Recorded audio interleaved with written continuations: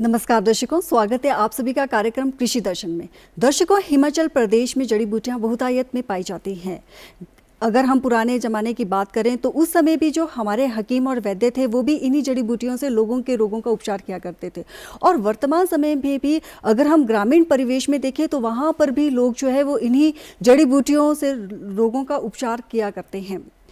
हिमाचल प्रदेश एक पर्वतीय क्षेत्र है और यहाँ की जलवायु जो है वो विभिन्न प्रकार की है, जिससे यहाँ पर डिफरेंट वैरायटीज ऑफ जो हमारी जड़ी बूटियाँ हैं वो उगाई जाती हैं। तो दर्शकों, आज का हमारा विषय है हिमाचल प्रदेश में औषधीय जड़ी बूटियाँ व सुगंधित तेल की खेती। और इसी विषय पर विस्तृत जानकारी देने के लिए आज हमारे साथ स्टूडियो में मौजूद हैं श्री नागेंद्र गुलेरिया जी, जो कि additional principal chief conservatory of forest और साथ ही में ये प्रोजेक्ट जो है वो डायरेक्टर है जायका, जो कि हमारे पास एक प्रोजेक्ट है हिमाचल प्रदेश में। सर, आपका हमारे स्टूडियो में आने के लिए बहुत बहुत स्वागत है। बहुत बहुत धन्यवाद। सर, हिमाचल प्रदेश में जो है वो डिफरेंट तरह का जो हमारा जलवायु है वो पाया जाता है, तो यहाँ पर मुख्य तौर पर जो है वो कौन कौन सी जड़ी बूटियाँ जो है वो पाई जाती हैं? देखिए, हिमाचल प्रदेश जो है वो क्योंकि हिमालयन क्षेत्र है जी। और पौराणिक तौर पे भी आप जानते हैं कि हिमालय जो है वो जड़ी बूटियों का भंडार जिसको बोलते हैं वो था जी। और अभी भी हमारे हिमाचल प्रदेश के अंदर विशेष तौर पे और कुल मिला के हिमालय के अंदर बहुत सी ऐसी जड़ी बूटी, दुर्लभ जड़ी बूटियां हैं जो कि इवन लाइफ सेविंग ड्रग्स के तौर पे भी यूज़ होती हैं जी। अगर मैं जैसे आपने प्रश्न किया कि जड़ी बूटियों की बात करें, अगर पूरे देश में हम जड़ी बूटियों की बात करें तो 30% जड़ी बूटियां जो हैं हमारे यहीं पाई जाती हैं जी। और हमारे पास लगभग 1750 स्पीसीज ऐसी हैं जो जड़ी बूटियों के तौर पे हमारे जो पारंपरिक तौर पे जो हमारे वैद्य लोग थे या आज भी घर में जैसे उपचार करते बोलते हैं दादी माँ नानी माँ वाला जो उपचार है वो बहुत कॉमनली हम लोग इन जड़ी बूटियों का प्रयोग करते थे, हैं। और आगे को तो मुझे लगता है कि जिस तरह से अब रिसर्च हो रही है दुनिया भर में, तो उसमें हमारी जड़ी बूटियों का जो महत्व है वो भी और बहुत ज़्यादा अहम हो रहा है जी। तो सर, जैसा कि हमारा आज का विषय है कि औषधीय जो हमारी जड़ी बूटियां उसकी खेती, तो जो हमारे किसान भाई बहन हैं जो इन जड़ी बूटियों की खेती करना चाहते हैं, तो सबसे बड़ी बात है कि जो आपका डिपार्टमेंट है और जो सरकार है वो किस तरह से उनकी मदद करती है? हाँ, बहुत अच्छी सी आपने ये बात की, क्योंकि जब हम बात करते हैं जड़ी बूटियों की खेती की तो लोगों को लगता है कि ये कुछ ऐसी चीज़ बात कर रहे हैं, हमें तो आदत है फसल उगाने की, या बहुत से लोग अब वेजिटेबल के ऊपर जा रहे हैं। लेकिन जब हम जड़ी बूटियों की बात करते हैं तो लोगों को विश्वास नहीं होता। तो मैं आपको जैसे सरकार की तरफ से या जो वैज्ञानिक तौर पे मैं ये बताना चाहता हूँ कि आज की डेट में अगर हमने किसान की इनकम को सुनिश्चित करना है तो जड़ी बूटियों का उसमें बहुत योगदान है। आप देखते हैं कि हम फसल उगाते हैं, टमाटर की फसल उगाते हैं, और जब टमाटर का पीक सीजन आता है तो टमाटर के रेट जो है वो 2 रुपये किलो 3 रुपये किलो होते हैं। लेकिन आपने कभी नहीं सुना होगा कि औषधीय पौधों का रेट जो है वो घट गया या बिक नहीं रही है। हमारे पास मतलब जितना अवेलेबल है उसके 200 गुना ज़्यादा डिमांड है। तो हिमाचल प्रदेश के अंदर हम एक बड़े सिस्टमेटिक तरीके से वन विभाग के तौर पे की तरफ से हमने एक योजना जनता के बीच में लाए जिसको हम कहते हैं वन समृद्धि जन समृद्धि योजना। इसमें हमने कम्युनिटीज़ के साथ काम करने की बात की और कम्युनिटीज़ को हमने कहा कि भाई आप उनको हमने जोड़ा और हमने उनको 2 तरह से अपने साथ जोड़ा। पहला तो ये था कि हमने कम्युनिटीज़ को कहा कि तुम अपनी खेतों में इन जड़ी बूटियों को उगाओ, जिसके लिए बहुत से लोग रिस्क लेने को तैयार नहीं होते शुरू में। फिर हमने उनको कहा कि हम आपको कुछ कम्युनिटी लैंड जो है जो वन भूमि है उसमें हम बड़े पौधे भी लगाओ और उसकी जो निचली स्टोरी है उसमें जड़ी बूटियों का ट्राई करो। तो उसके हमें बहुत अच्छे से रिजल्ट अब सामने आने लगे हैं। मैं अगर एग्जांपल दूं तो जैसे मैं आपने जिक्र किया कि जायका फॉरेस्ट्री प्रोजेक्ट हमारे हिमाचल प्रदेश के अंदर चला है और इसमें हमने विशेष तौर पे एक कंपोनेंट रखा है जिसको हमने जड़ी बूटी को प्रोपेगेशन के लिए रखा हुआ है और इसमें हमने बहुत सक्सेसफुल ट्रायल कोई 12-13 स्पीसीज के बहुत सक्सेसफुली कर लिए हैं, जिसमें हमारा एलोवेरा है। लोगों ने बहुत एंथुजियाज्म के साथ अपने खेतों में एलोवेरा की खेती शुरू की है और हमने उसको मार्केट से लिंक कर दिया हुआ है, तो बहुत अच्छे से रिजल्ट अब आने लगे हैं। उसी तरीके से जो आप औषधीय पौधों की बात करते हैं, जड़ी बूटी की बात करते हैं, तो हमने कुछ जगह जो है जड़ी बूटियों के ट्रायल किए। जैसे हमारा एस्पेरगस है, जिसको हम संसपाली बोलते हैं निचले हिमाचल के अंदर, तो उसकी जो जड़ें हैं वो 300 रुपये किलो बिकती हैं। तो अभी हमने सरकारी जंगल में एक कुछ कम्युनिटीज़ को इकट्ठा करके उसमें उनको वो एरिया दिया, तो अब उसमें बहुत अच्छी सी रिटर्न का हमें उम्मीद है। और जो हमारी रफ कैलकुलेशन है, लगभग हमने 25,000 पौधे एक प्लॉट पे लगाए हैं, और हमें उम्मीद है कि हम लगभग 10-12 लाख की वो जड़ी बूटी जो है वो बेचेंगे। और हमने ये तय किया है वन विभाग और प्रोजेक्ट में कि वो जो उनको लाभ है 10-12 लाख का जो उनको लाभ होगा वो उनके कम्युनिटी के खाते में जाएगा। तो इस तरीके से हम कोशिश कर रहे हैं। उसी तरीके से कड़ू है, पतीस है, एलोवेरा जैसे मैंने जिक्र किया, और इसके अलावा चराइता है। चराइता की बहुत ज़्यादा डिमांड है, बहुत सी औषधीय गुण उसमें पाए जाते हैं। तो इसकी भी हम कम्युनिटी के साथ मिलके लोगों को बता रहे हैं, और बड़े सिस्टमेटिक तरीके से हम कोशिश कर रहे हैं कि लोग इसको अपनाएं। धीरे धीरे लोग आगे आ रहे हैं, लेकिन जैसे मैंने कहा कि एकदम उसको अडॉप्ट करने में थोड़ी सी लोगों में दिक्कत होती है। सर, सबसे मेन प्रॉब्लम आती है कि अगर आप कोई भी क्रॉप स्टार्ट करते हैं, जैसे अगर सपोज करो कोई प्लांटेशन कर रहा है वेजिटेबल, तो उसको तो मार्केट में इजीली अवेलेबल होगी। लेकिन आज हम बात कर रहे हैं सर जड़ी बूटियों के ऊपर, और जड़ी बूटियों का मेन होगा कि हमें वो स्पीसीज किस तरह से हमें अवेलेबल होगी ताकि वो फार्मर्स उसको ईजिली अपने लैंड पे उगा सके। बहुत अच्छी बात की आपने। हमने जो इस प्रोजेक्ट में अपने जो जायका फॉरेस्ट्री प्रोजेक्ट है उसमें हमने एक लीड ली जी। और हमने सबसे पहले कहा कि सबसे पहले हम टेक्नोलॉजी तय करते हैं कि ये पर्टिकुलर स्पीसीज़ को हम कैसे प्रोपेगेट कर पाएंगे। तो सीड कलेक्शन से लेके उसकी हार्वेस्टिंग तक जो है हमने उसकी पूरा का पूरा डॉक्यूमेंटेशन की, और जब वो स्पीसीज डॉक्यूमेंट हो गई उसके बाद हमने कहा कि अब हम नर्सरीज में इसको रेज करते हैं। तो वन विभाग की नर्सरियों में हम उसको रेज कर रहे हैं। फिर हम हेल्प ले रहे हैं, जैसे रीजनल सेंटर है जोगिंद्रनगर में आयुर्वेद विभाग का, तो उनकी हेल्प ले रहे हैं, दूसरे लोगों की भी हेल्प ले रहे हैं। तो वहाँ से हम इसको जोड़ के, इवन उत्तरांचल के कुछ डिपार्टमेंट्स हैं, जीबी पंत इंस्टीट्यूट है, और हमारे अपने IHBT पालमपुर है, जीबी पंत इंस्टीट्यूट है, हमारा HFRI है, हमारी यूनिवर्सिटीज़ हैं, इन सब की हम हेल्प ले रहे हैं। इसमें जो वैज्ञानिक हैं जो रिसर्च कर रहे हैं, उसके माध्यम से फिर हमने एक स्टैंडर्ड मॉडल तैयार किए। अब उस स्टैंडर्ड मॉडल के बाद हमने नर्सरीज तैयार की वन विभाग के तहत। फिर हमने लोगों को वो पौधे देने की बात की है, और हम चाहते हैं कि लोगों को हम वो पौधे दे के, लोग दोनों ऑप्शन है, सरकारी ज़मीन में लगाना है सरकारी ज़मीन में लगाइए, अगर प्राइवेट लैंड पे लगाना है तो इंडिविजुअल अपनी प्राइवेट लैंड पे भी लगा सकता है। तो हम दोनों तरह से जो है इसको हम कोशिश कर रहे हैं कि एक अच्छे ढंग से टेक्नोलॉजी उनको दी जाए ताकि उसकी फसल जो है वो एक इंश्योर्ड इनकम के तौर पे सामने आए। जी सर, जैसे कि अभी आपने जिक्र किया कि हम जो है वो उसको अपने गवर्नमेंट लैंड पे भी लगाते हैं और इंडिविजुअल। सर, तो जो गवर्नमेंट लैंड पे जब कोई फार्मर लगाएगा या कम्युनिटी उसमें अपना पार्टिसिपेशन करेगी, तो उसका प्रॉफिट जो है वो गवर्नमेंट को जाएगा या 50-50 शेयर होल्डर्स होते हैं? 100% पब्लिक को जाएगा। पब्लिक मीन्स जो सबसे पहले हमारी एक अप्रोच समझ लीजिए कि हम गांव में जाके एक विलेज फॉरेस्ट डेवलपमेंट सोसाइटी बनाते हैं, और उस सोसाइटी को हम रजिस्टर कराते हैं सोसाइटीज एक्ट के तहत। फिर हम उनको सपोर्ट देते हैं, और हम गांव जो कम्युनिटीज़ हैं, जो उनका ग्रुप है, यूज़र ग्रुप जिसको हम बोलते हैं, वो ग्रुप जो है गांव के अंदर, वो एक ग्रुप 10-12 परिवारों का, जिसमें इंडिविजुअल्स हैं या उस टाइप के जो लोग हैं, उनका हम एक ग्रुप बना के और उन्हीं को इनकरेज करते हैं कि ये सारा का सारा जो प्रोसेस है, प्लांट हम उपलब्ध कराते हैं। प्लांटिंग वो खुद देखें, ड्राउट पड़ गया तो उसमें पानी दें। जब वो क्रॉप तैयार हो जाएगी 1 साल बाद, 2 साल बाद, कुछ शॉर्ट रोटेशन की क्रॉप्स होती हैं, 1 साल लगता है, 1.5 साल लगता है, तो वो जड़ी बूटियों की जो जब क्रॉप होगी तो उसकी जो हार्वेस्टिंग है, उसका जो दोहन है वो करें। उसके बाद जो है हम प्रोजेक्ट की तरफ से उसमें वैल्यू एडिशन कराते हैं कि उसकी ग्राइंडिंग करनी है, उसका पाउडर मार्केट में जाता है, कि उसकी जड़ें जाती हैं, कि उसका पत्तियां जाती हैं, वो सारी चीज़ हमने रिसर्च करके उसके बाद हम उनको एक स्टैंडर्डाइज्ड ब्रांडेड पैकिंग के तौर पे पैक बना के मशीनें दे के उसको कर रहे हैं।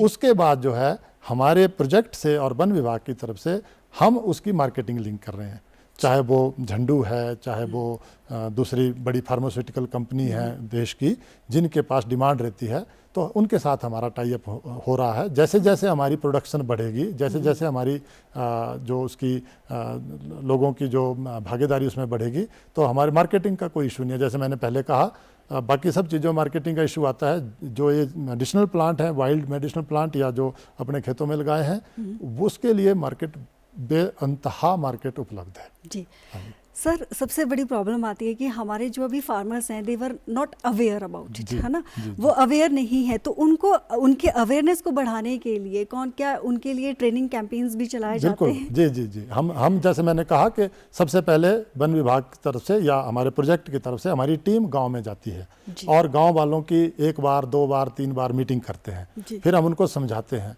फिर हम उनका जो प्रोफाइल है उसका कि किसके पास कितनी खेती है, किसके पास बंजर खेत पड़े हुए हैं, उनमें खेतीबाड़ी करने की कोई ज़्यादा इच्छा नहीं है, तो हम बोलते हैं कि अपने इस लैंड पे आप जड़ी बूटियाँ लगा लो, है ना। जैसे मान लो कोई पारंपरिक खेती कर रहा है तो हम बोलते हैं वो कंटिन्यू रखो, पर जो आपके पास सरप्लस लैंड है उस पर उसको ट्राई करो।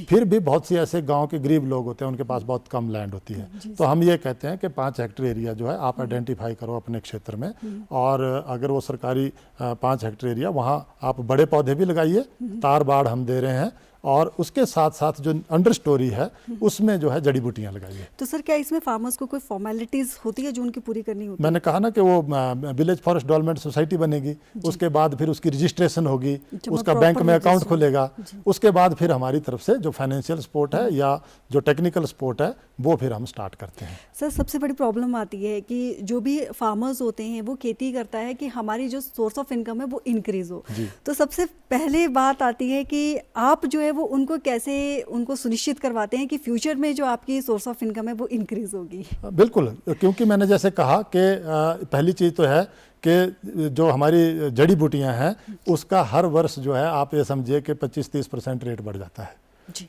और ख़ास तौर पे अभी पिछले 3-4 साल में जैसे कोविड का प्रकोप रहा, तो जो चीज़ एक छोटी सी चीज़ मैं आपको बताऊं कि गिलोय होती है, गांव में हमारे कॉमन होती है, लोग उसको काट काट के फेंकते थे, पशुओं को खिलाते थे, लेकिन कोविड में एक बात निकल के आई कि गिलोय का जो है रस आप सवेरे पिएं तो उसमें कोविड का प्रकोप नहीं होता।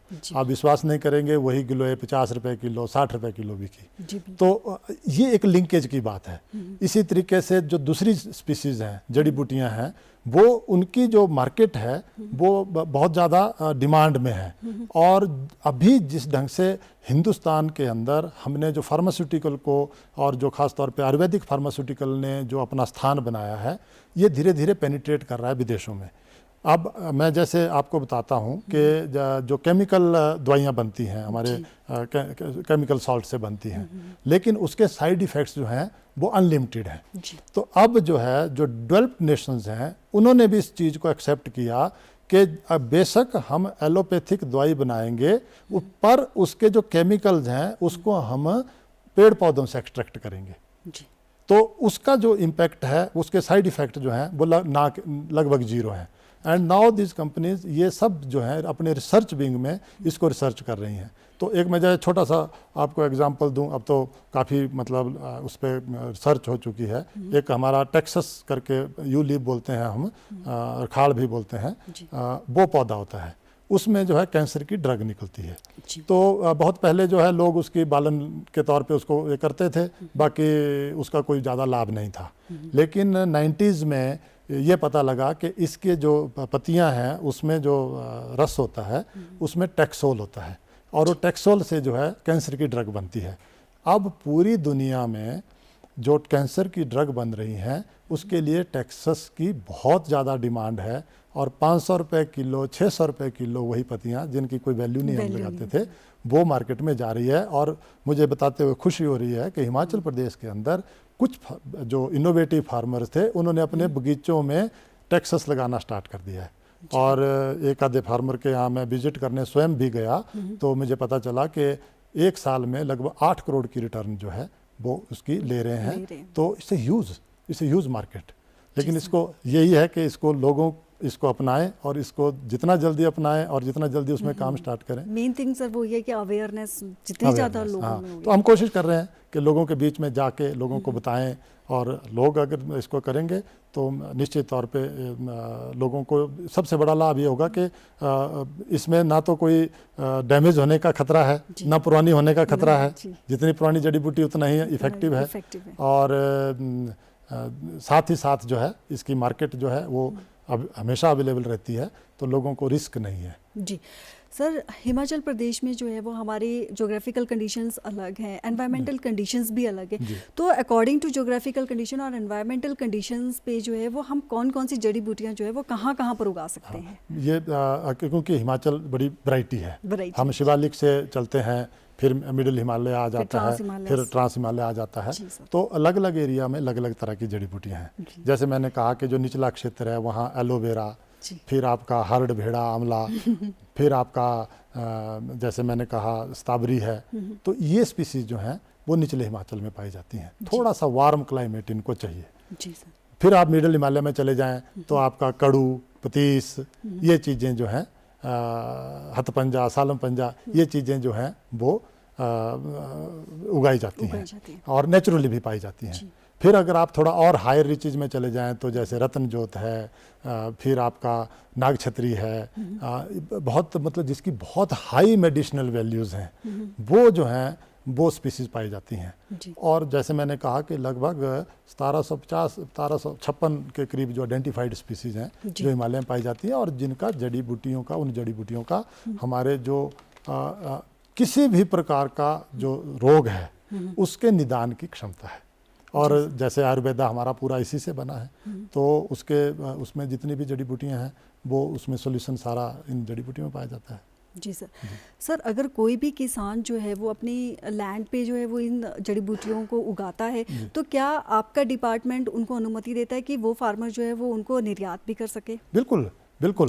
उसमें कुछ 3-4 स्पीसीज ऐसी हैं जो वाइल्ड लाइफ प्रोटेक्शन एक्ट में प्रोहिबिटेड है, लेकिन प्रोहिबिशन ऐसी नहीं है कि आप उसकी कल्टीवेशन नहीं कर सकते। उसमें प्रोविज़न ये है कि उन स्पीसीज की अगर आप स्थानीय जो वन मंडलाधिकारी है उसके यहाँ अगर आप एप्लीकेशन दें और उनसे एक रजिस्ट्रेशन करवाएं, रजिस्ट्रेशन सर्टिफिकेट ले लें कि हम ये स्पीसीज जो है अपने खेतों में उगाना चाहते हैं, तो वो उसका मुआयना करेंगे और जो है उसकी जब रजिस्ट्रेशन हो जाएगी तो वो एक इन्फॉर्मेशन जो है हमारे डिपार्टमेंट वाले उनसे कलेक्ट करेंगे कि ये और इसका जो ओरिजिन है वो खेत है, वाइल्ड नहीं है। उसका कारण ये है कि बहुत सी ऐसी स्पीसीज हैं जो क्रिटिकल लेवल पे पहुंच गई हैं, अगर उसका और थोड़ा सा दोहन करें तो वो जो है वो मतलब ख़त्म हो जाएंगी, पृथ्वी के ऊपर से खत्म हो जाएंगी। तो सर उनके दोहन को खत्म करने के मतलब ना खत्म हो, उनको प्रिजर्व, तो आपका डिपार्टमेंट क्या क्या कार्य करते हैं? नहीं, हम कर रहे हैं। जैसे मैंने कहा कि हम उसको रेगुलेट कर रहे हैं कि लोग उसका दोहन ना करें, लोगों के राइट्स हैं जंगलों में, पर हम उनको बोलते हैं कि ये वाली स्पीसीज जो है हम अलाउ नहीं करते एक्सपोर्ट, तो इसको आप ना निकालिए।